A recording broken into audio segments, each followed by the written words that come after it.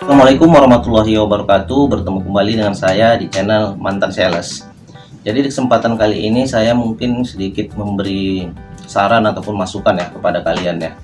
Jadi mungkin kalian sering mendengar berita-berita ataupun pernah mendengar berita-berita banyaknya pendatang asing tanpa izin ataupun TKI ilegal yang ditangkap oleh pihak imigrasi Malaysia dan pihak polisi di Raja Malaysia di rumah sewanya, di rumah kontrakannya.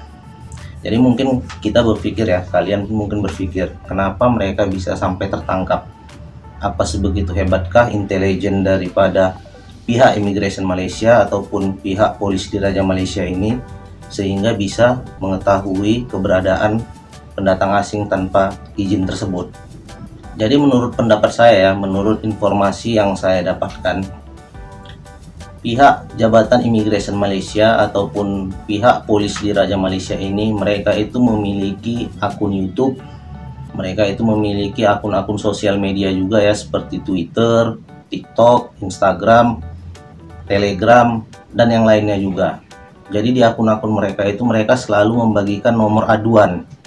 Jadi mereka itu ada nomor aduan yang mereka bagikan kepada warga mereka, warga negara mereka, kepada warga tempatan. Jadi setiap warga tempatan yang melihat ada di daerah mereka ataupun di kawasan mereka pendatang asing tanpa izin ataupun pekerja-pekerja ilegal yang tinggal di wilayah mereka, di daerah mereka, di tempat lingkungan mereka, mereka bisa saja mengadukannya kepada pihak imigrasi Malaysia melalui nomor aduan yang sudah dibagikan oleh pihak imigrasi Malaysia tersebut. Jadi mereka bisa dengan mudah untuk mengadukan setiap kejadian ataupun setiap sesuatu yang mereka lihat yang tinggal di daerah mereka itu ada pendatang asing tanpa identitas, ada warga asing yang tinggal tanpa identitas, ada pekerja ilegal yang tinggal di wilayah mereka, di dekat tempat tinggal mereka. Dan warga tempatan ataupun warga Malaysia tersebut yang memberikan aduan akan dilindungi identitasnya oleh pihak imigrasi Malaysia ataupun pihak polisi di Raja Malaysia. Jadi buat pendatang asing tanpa izin ataupun TKI ilegal, kalian patut berhati-hati apabila kalian itu tinggal ataupun menyewa rumah ya di perkampungan ataupun di tempat-tempat warga tempatan. Jadi kita tidak tahu ya, rambut sama hitam dalamnya hati, siapa yang tahu ya.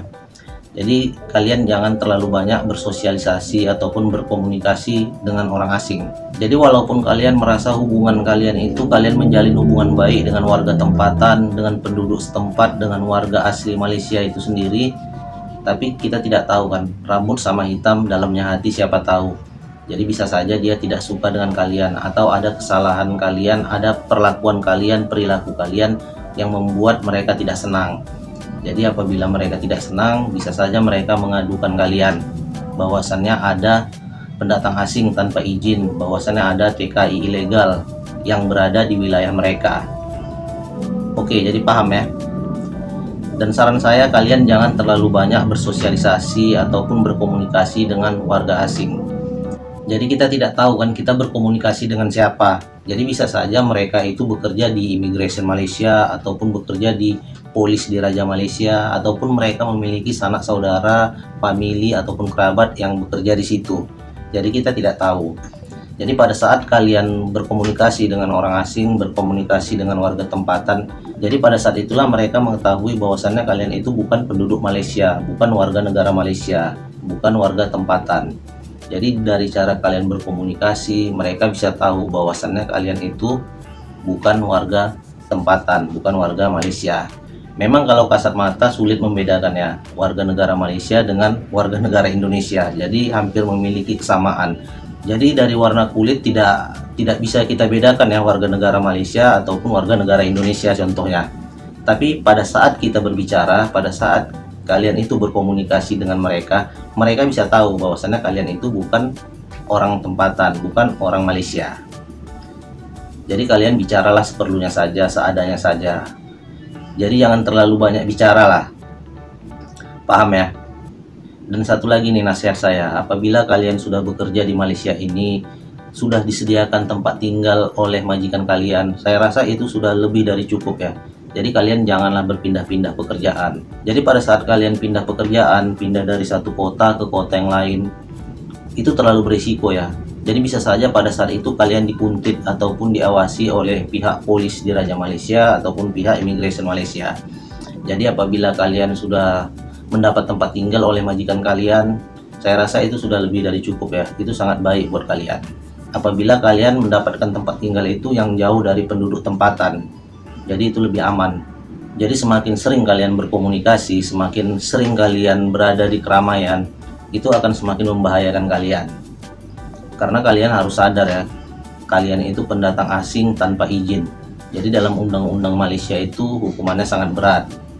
Dan kalian juga harus sadar bahwasannya kalian itu pekerja ilegal. Jadi saran saya, apabila kalian ingin bekerja di negara Malaysia ini ataupun di negara-negara lain dengan penuh ketenangan, dengan hati yang tenang, tanpa adanya rasa takut, sebaiknya kalian bekerjalah secara resmi. Jadi banyak perusahaan-perusahaan penyalur tenaga kerja yang resmi yang ada di negara kalian tentunya.